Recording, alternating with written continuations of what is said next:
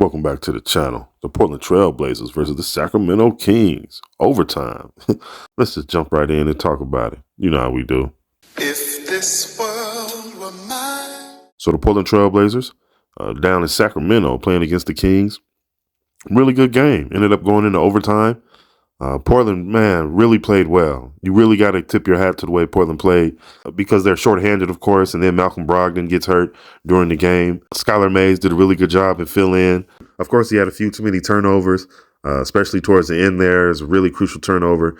I thought Jeremy Grant, Shaedon Sharpe, even DeAndre Ayton should have definitely got the ball for a better shot and play off of whatever action takes place in regards to the defense that the Kings would run in that situation, whether they double Shaedon, whether they double DeAndre, whether they double Jeremy, whatever the case may be. I thought that should have been the goal for Skylar in that situation. The last shot of the game I didn't think was bad at all as far as the shot having to be taken. Did it have to be taken by Skylar? Maybe not. You know what I'm saying? But nonetheless, he played well. Jeremy Grant, again, played very well. Jeremy Grant's been playing well all season long. Jeremy Grant has definitely been out there walking the dogs. You know what I'm saying? He's showing the dogs, and it's really good to see. He's showing some aggression, some forcefulness. He's getting to the free throw line. A couple times when he turned the corner down there, Jeremy Grant gets a little comfortable with that space once he knows he has a guy on his hip or on his back. He gets comfortable with that space. I would like to see him get even more comfortable focusing on the angles to finish those shots, not on trying to avoid any body contact or anything. Focus on the angles, which means if you have to get into the person's body immediately, you get into the defender's body immediately. You know what I'm saying? And you go ahead and go up, and finish that layup or finish that dunk strong. You know what I'm saying? I would like to see Jeremy Grant work on that. But other than that, he's been playing like a beast. You can't really say too much about what Jeremy's been doing. Matisse Thybulle, man, I really like the way he played this game. This is the version of Matisse that I've been expecting to see all season long. Good focus on the ball, great focus off the ball. I don't know how many deflections he had, but he was all over the place. That's what you want to see. I mean, I thought that's the kind of game that he had. I thought that's why Portland signed him to the contract that they signed him to. This is the version that I hope we get to see more times than not, because this is the version that's going to help you win some games. It's not always going to be 13 points. Sometimes it's going to be 6. Sometimes it's going to be 8, whatever, 2, 4. If he continues to have that impact on the defensive end the way he did tonight, you're going to win more times than not. You know what I'm saying? You're going to win more times than not. Again, this game went into overtime. You know what I'm saying? So then we got DeAndre Ayton. DeAndre Ayton played well. I thought he played way better than he did last game. He showed up with energy. DeAndre had some fire, some passion. That's what you want to see. You know what I'm saying? Especially from your big man, especially from DeAndre, who can really control the boards when he's motivated. You know what I'm saying? He can really help you out. He could have probably got a couple more rebounds this game.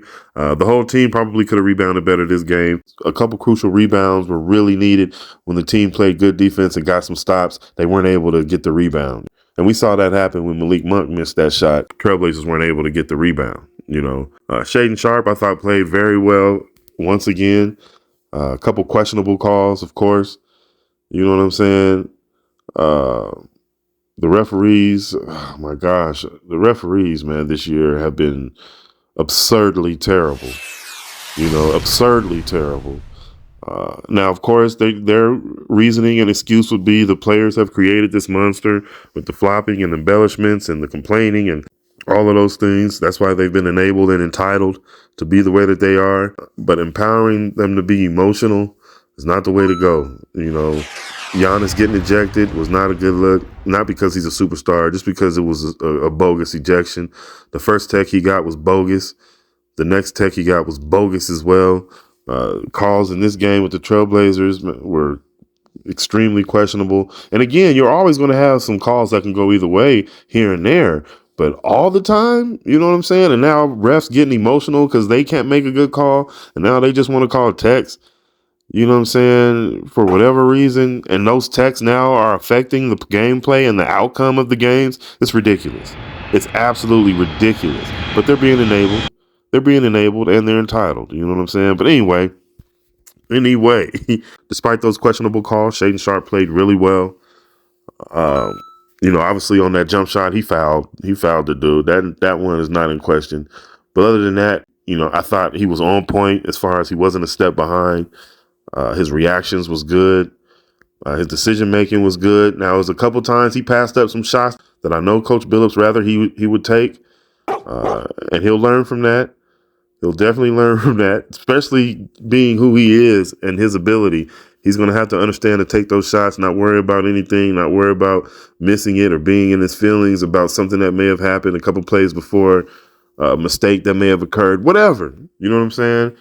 You know, you need to be ready to pull that trigger if needed, Shaden. Be ready to knock that shot down whenever necessary. And that's what Shaden is capable of doing. So I'm sure that's what the team wants him to do. You know what I'm saying? But the team played really good, even in that loss. But being very shorthanded, playing that way says a lot. You know, Kamara will get better, understanding, positioning, being a little more effective on the offensive end. He'll work on that. You know, he'll work on that. So I look forward to seeing how they build from this. I look forward to seeing how more defined some of the roles become, because you can see some good things out there on the floor for the Trailblazers. Comment down below and let me know what you think about this game and the Portland Trailblazers and how they play. And I thank you guys for watching. Thank you for joining me. Remember to like, comment, share, and subscribe. And I'll see you guys on the next one. All right. If this were